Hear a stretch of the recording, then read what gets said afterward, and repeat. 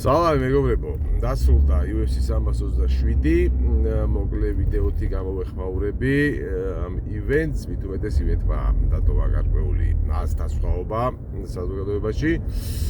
დავიწყებ იმით, რომ როგორც ყოველთვის უმეტესობა ბრძოლების დიდი უმეტესობა პრინციპში როგორ წარიმართებოდა და როგორ დასრულდებოდა გამოვიცანით, რთული არ იყო გამოგვეცნო ტატიანა სუარესი როგორც ყველა დომინანტი, კარგი, ძლიერი და ფიზიკურად ძლიერი მოჭიდავე პრობლემა აღმოჩნდებოდა ლუპი გოდინესისთვის და ასეც მოხდა.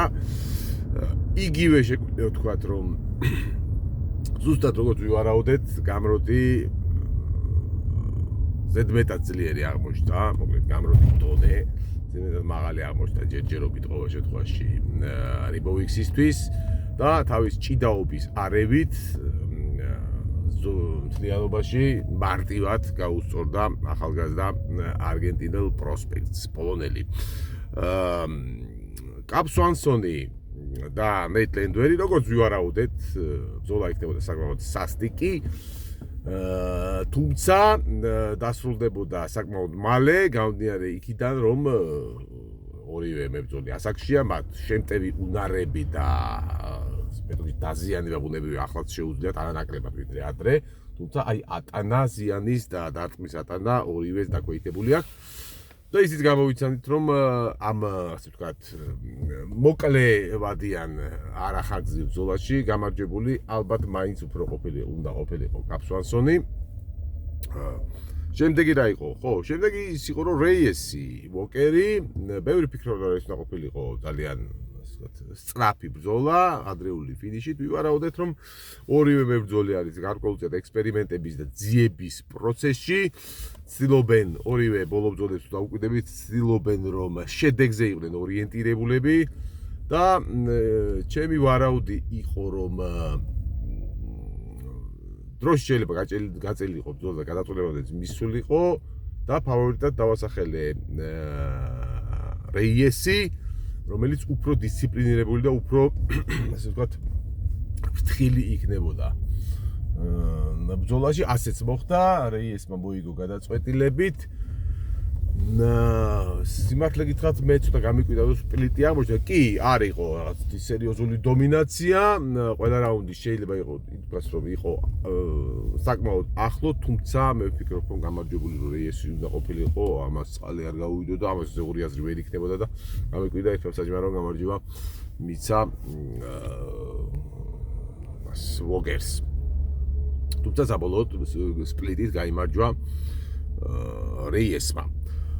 იყო ერთი ბრძოლა, რომელიც შედეგით ოფიციალურად ვერ გამოვიცანით თითქოს, მაგრამ მე მსაჯების ვერდიქტს არ დავეთანხმები. ჰოკიტმა მე ვერ ხვდები რატო მოიგო ბლეიდსთან, ჩემი აზრით ეს ბრძოლა მოიგო ბლეიდსმა, ეტყობა, მე არ ვიცოდი და ეტყობა ახალი კრიტერიუმი დაამატეს ასე ბრძოლის შეფასებაში, მაგალითად შუათითების ჩვენება, ან გინება, ან ლანძღვა, რაშიც ნამდვილად უკეთესი იყო ჰოკიტი.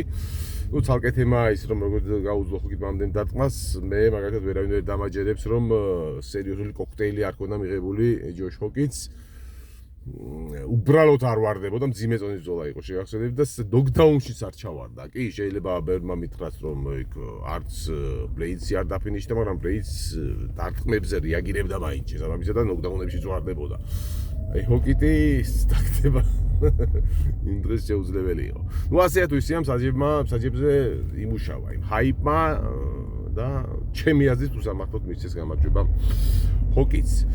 და იყო ორი ბრძოლა, რომლის შედეგიც ვერ გამოვიცანით. ერთი არონ პიკომ გამაკვირვა სიმართლე რომ გითხრათ, მისი ასე ვთქვათ სტრაიკინგის ტექნიკა არასოდეს არ იყო თითქოს ასეთი დახვეწილი. ნუ ძალიან დახვეწილი შეიძლება ახლაც არ იყო, მაგრამ ყოველ შემთხვევაში ეყო და დგომში იცემა პრინციპში დგომში მოერია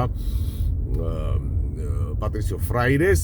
ჩემი ვარაუდი იყო დაფუძნებული იმაზე, პატრისიო იყო ჩემთვის ფავორიტი, რომ ძირითადად პიკო ჭიდაობით იგებს ხოლმე და ვერ ათრევდა, დარწმუნებული ვიყავი რაიეს პრინციპში ვერ ცატრია, მაგრამ დგომში აჯობა ოჯახ პიკოს შევაკებ, კებადაკება, ძალიან კარგი რომ ესე ვითარდება ეს ბიჭი. მეორე ბრძოლა, რომელიც შედეგით ვერ გამოვიცანი და ალბათ ბევრმა ვერ გამოიცვა, ეს იყო აზამატ მურზაყანოვსა და კოშტას შორის ბრძოლა, სადაც გამარჯვებული ცალსახად მეკონა მურზაყანოვი. სავარაუდოდ აი ეს პატარა ვარაუდი და ეჭვი რაც თქვი, ის გამართლა. შეგახსენებთ, ჩემი ვიდეოსაც არ გინახიათ, გამოიწერეთ ჩემი YouTube არხიდან ნახავთ წინა ვიდეოსაც და ბევრ სხვა საინტერესო ვიდეოსაც.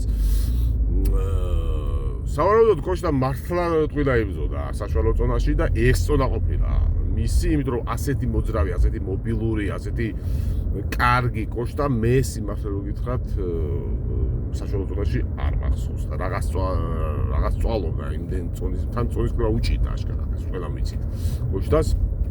მე მას უჭებ ალბათ დარჩება კიდეც ამ ზონაში, მაგრამ რა ვიცი, ამ ბრძოლაში ძალიან გამაკვირვა კოშტა. იყო ორი ბრძოლა, სადაც პროგნოზი არ გავაკეთე, ვინაიდან ძალიან სუბიექტური ვიყავი. კევინ ჰოლანდი ძალიან მიყვარს და ყოველთვის გულშემატკივრობ და შესაბამისად პროგნოზი არ გავაკეთე, მაგრამ მადლობა ჰოლანდს რომ გამახარა.